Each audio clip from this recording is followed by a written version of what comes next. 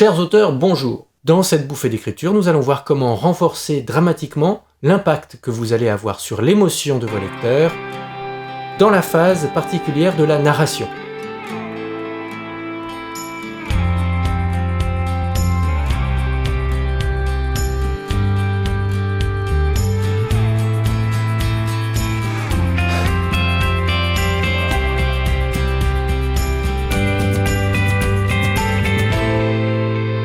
La narration, c'est le moment où vous tissez votre histoire, c'est-à-dire où vous entremêlez les fils que vous avez patiemment préparés lors de la structuration. Les scènes s'enchaînent et vous obtenez l'ordre dans lequel les lecteurs vont découvrir votre histoire. En effet, l'ordre temporel de votre structure n'est pas forcément celui de la narration. Nous verrons un exemple extrême juste après. Mais avant, j'aimerais attirer votre attention sur l'ordre dans lequel vous racontez les choses, car il a une grande influence sur l'émotion de votre lecteur. Mais une histoire n'en reste pas qu'au début. C'est un chemin qui conduit le lecteur de découverte en découverte. Et deux éléments qui se suivent doivent être pris dans leur ensemble. Tenez, faites l'expérience, prenez 3 verres. Un verre d'eau froide, un verre d'eau chaude, pas trop brûlante, et un avec de l'eau tiède.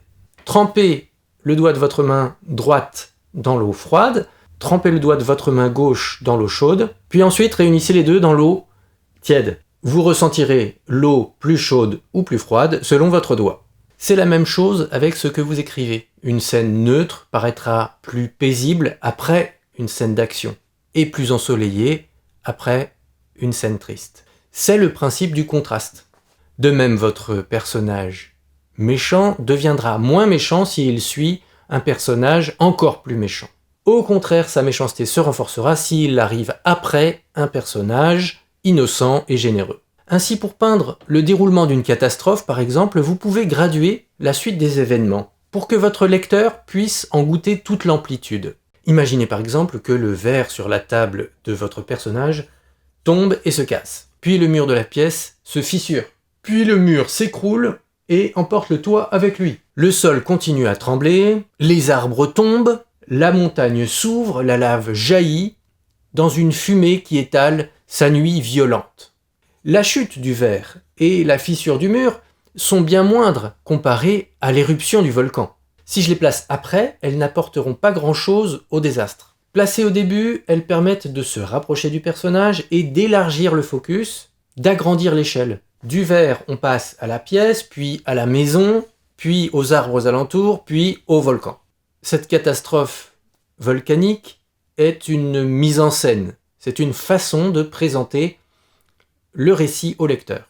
Mais elle a aussi de fortes chances d'avoir des conséquences dans l'intrigue, ce qui en fait une action au sens fort du terme, et du coup la fait appartenir à la structure. Or, je vous ai dit que la narration a son ordre propre qui ne suit pas forcément celui de l'action. C'est le cas quand vous utilisez par exemple des analepses. L'analepse, c'est l'équivalent du flashback au cinéma. On en trouve une utilisation extrême dans Memento. Dans Memento, le personnage principal est atteint d'amnésie antérétrograde, il a une mémoire de poisson rouge et il oublie tout au fur et à mesure. La structure du film est un thriller, il veut venger la mort de sa femme. Quelle est la dernière chose dont tu te souviennes? Ma femme, C'est beau. en train de mourir. Ma femme doit être vengée. Ce qui est particulièrement intéressant et un peu déboussolant pour le spectateur, c'est la façon dont est monté le film.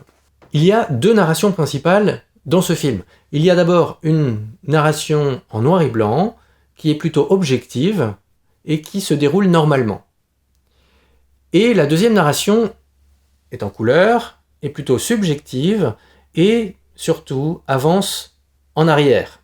C'est-à-dire que la première scène est en fait la dernière scène de la structure. La structure est inversée. Enfin, plus exactement, c'est au milieu de la structure que les 2 narrations se rejoignent. Cet ordre est chamboulé à l'extrême, il est beaucoup plus difficile à suivre. Et il faut bien le talent de Christopher Nolan pour arriver à accrocher le lecteur jusqu'au bout. Mais ce chamboulement est justifié dans la mesure où le thème de l'histoire est la mémoire et l'imagination. Sans aller jusque-là, je vous conseille de penser vos actes et vos scènes en cherchant un certain équilibre. Ou au contraire, un déséquilibre, un contraste, pour mieux servir votre histoire. Au boulot! Voilà, cette bouffée d'écriture est terminée, vous pouvez m'encourager en likant, vous pouvez vous abonner, si ce n'est déjà fait, et me retrouver dans la lettre du dimanche, tous les dimanches, dans votre boîte email, en vous inscrivant sur écrireunroman.com, je vous mets le lien en description. Je ne sais pas si vous avez remarqué, mais j'ai monté cette vidéo à l'envers. Allez, avouez que vous l'avez vue en commentaire.